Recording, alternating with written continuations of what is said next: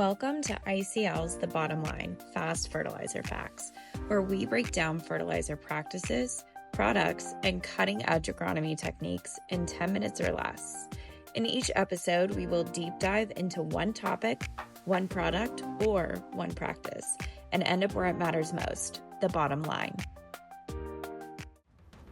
Today, we're tackling a sometimes misunderstood part of nitrogen management, nitrate assimilation, how plants actually convert nitrate into growth, and the essential role that calcium, sulfur, and other nutrients play in making every pound of nitrogen count. With us today from the ICL Growing Solutions team, we have Jason Hagley, Marketing and Innovation Manager for North America. Great to have you here, Jason. Hey, Britt, how's it going? Good. And Ryan Sanders, Technical Sales Manager in the Great Lakes area and a row crop farmer as well. Thanks so much for joining, Ryan. Hi, Britt. Great to see you.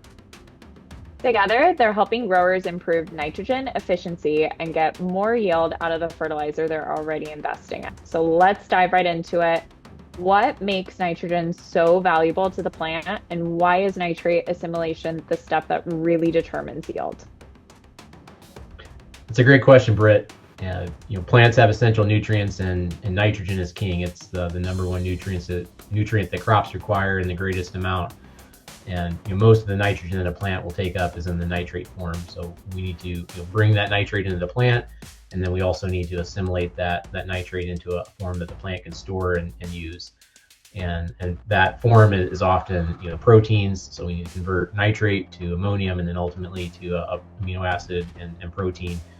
And if we have any kind of bottleneck in that assimilation process, it really slows down the uptake of nitrogen, but also the amount of carbon that the plant can sequester and the yield that crop can produce in the end. What nutrients help the nitrate assimilation process? Well, there's many nutrients that are a very big part of all that production and nitrogen assimilation process, but the key ones being sulfur, and we're learning a lot more about sulfur here recently. As we continue to build on different sources of sulfur. Calcium is a big player as well. Potassium is another key to help with plant health as well as structure in that plant. But all of those are important, but it's all about the balance and how we can bring those in, right? And so we do apply a lot of nitrogen to a lot of our crops across the Midwest, especially in corn. But in order for the plant to actually use that and assimilate it, we need it in a balance with many other nutrients. And Polysulphate is a product that can bring a good balance of those nutrients together with the calcium and the sulfur, potassium, and a little bit of magnesium into that plant, and a slow release into the growing season of when the plant's going to be taking that. Those are great points, Ryan. I think that balance is really key, and we can bring as much nitrogen in the plant as possible, but if we don't have some of those other key building blocks in the right balance, then we're not going to effectively assimilate all of that nitrogen. And I think a really good example is with sulfur. Nitrogen and sulfur, two of the key components of amino acids and proteins, and so we can have a lot of nitrogen, but if we don't have enough sulfur to ultimately make those amino acids and proteins, it slows down the overall process and the productivity of the crop. How does polysulphate change the nitrogen story? Really, for us, where I see polysulphate changing the story and changing that nutrient use efficiency and nitrogen use efficiency story is again like the balance that we talked about. But polysulphate is a very unique mineral.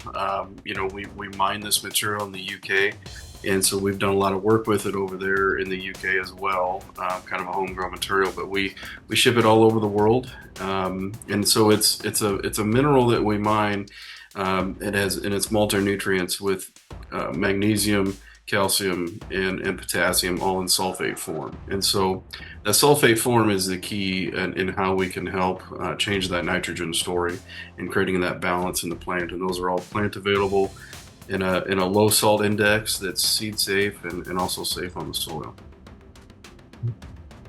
Yeah, good points, Ryan. And I think there's a lot of fertilizer sources out there that supply two key nutrients or maybe three key nutrients, but to have a fertilizer source like polysulphate that supplies not only potassium but all three of the secondary macronutrients is pretty unique, and then also supply those nutrients in a balance that's really ideal for supporting crop productivity and also the quality of the many of the crops that we deal with.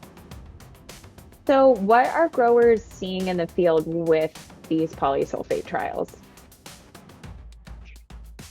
Well, in my area, what we see with trials, but also just broad scale adoption that we see out here across the countryside, we've got a lot of great positive feedback from growers on yields, of course, but quality being a big part of that, especially in our in forages. We see really good results on alfalfa.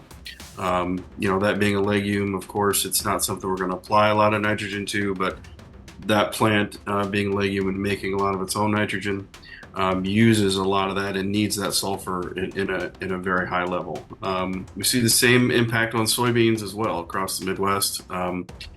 Obviously with those also being the legumes, that they're going to need that sulfur as they process all that nitrogen to make it themselves, and those are our protein sources, just like Jason was referring to earlier. As we assimilate that nitrogen and we create those proteins, the sulfur is a key component in making that happen. A lot of the responses that we see ultimately tie back to nitrate assimilation and nitrogen use efficiency. It comes down to how much protein that we can make, and if that protein goes into forage quality in the alfalfa example, or you may be increasing the grain protein of a crop like wheat. Those are all dependent on nitrogen. And then we also see uptake improvements and improvements in nutrient use efficiency for other nutrients like phosphorus, and really, again, that's a function of how much nitrogen we can assimilate into the plant and the demand that creates for other nutrients to be taken up by that crop. What is the opportunity for growers here? How is this helping their bottom line?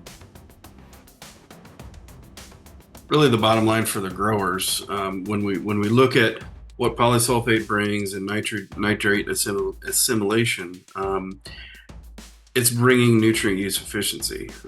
We've got data to show that we can do more with less, right? We can get more in the plant through tissue and sap testing with a polysulphate application on nutrients that are very important, be it nitrogen or phosphorus, and depending where you're at in geographic areas. And so the big impact for the grower is improved quality, plant health improvements, as well as we're doing something that's beneficial for microbial activity in the soil, that we know for the long term we're going to have positive impacts on the soil with using polysulphate as well.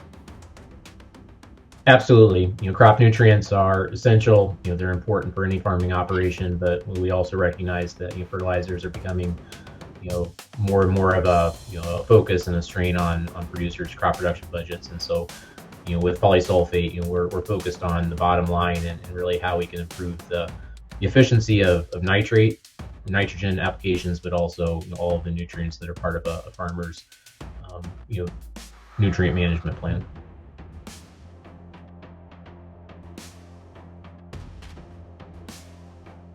And that's the bottom line. Thank you so much, Jason and Ryan, for breaking that down for us today.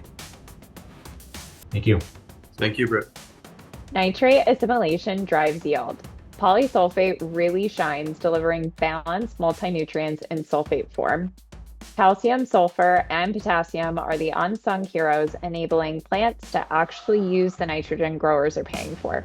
For more information, visit icl-growingsolutions.us or reach out to your local ICL agronomist.